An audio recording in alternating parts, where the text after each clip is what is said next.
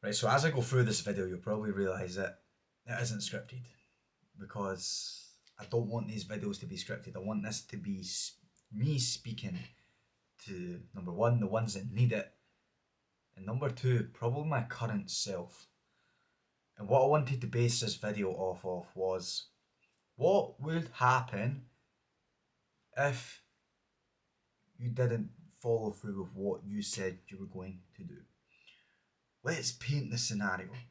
So, let's say, number one, right now, you are an individual that is not 110% secure within themselves. No one will ever be, by the way.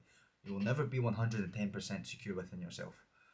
But you set yourself a goal out to take yourself from this position where you're not really very sure of yourself. You look at other guys and other people around you, and when you see someone in good shape, they've looked after themselves, then you look in the reflection in the mirror and you see yourself, you feel really insecure and really down about yourself. What are you going to do to get out of that? Because you're in that current scenario right now. What would happen? How will it feel if you stay like that forever? Let's say you're my age, you're 20 years old, and you continued this feeling all the way up till you were 50, 60. You're going to reframe yourself from being an individual that you've always wanted to be just because you didn't take action. You didn't aspire to move the needle forward because you were scared to be judged. Chances are you might not even be scared to be judged. You might actually not care what anyone has to think. But yet again, there's a thing inside you that has made you procrastinate. And it's always a comfortability aspect because it is just always easier to not follow through with these things and not go ahead.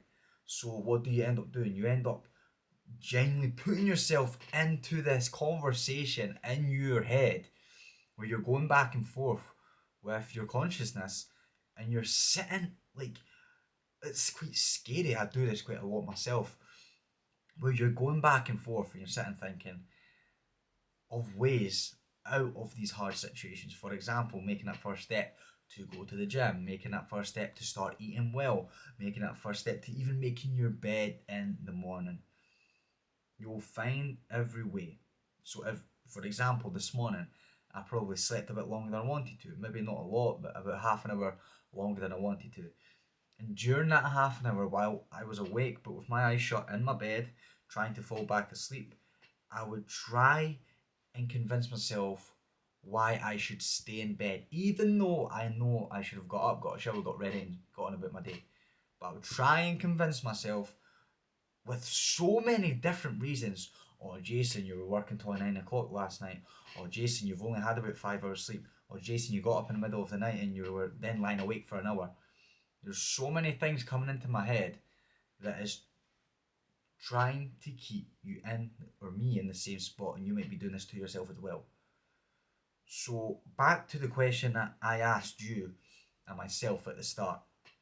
What are you and what am I going to do if we don't follow through with what we set out to do? We're going to just be in this continuous loop of dissatisfaction through life. And no wonder people label themselves with depression. No wonder people themselves label themselves with anxiety or mental health or whatever. Because they've never got out of this loop by just following through with what they said they were going to do. All because of procrastination. And it literally comes down to this. It comes down to a battle within your mind. Like, the sooner you realise the only person that is stopping you from following through with your goals, with your dreams, with your aspirations as an individual is you. You're the only person stopping you. I'm the only person stopping me. Could I be a lot further ahead than I am right now? Yes. Is there people a lot further ahead than me right now at my age? Yes. The same goes for you. Yes. Why? Because these people would have taken action. But yet again, I still hold a very high standard to myself, not to the point where I don't take action. But I think we all, as human beings, even successful individuals that have made it in life, they probably could be a lot further ahead than they are right now.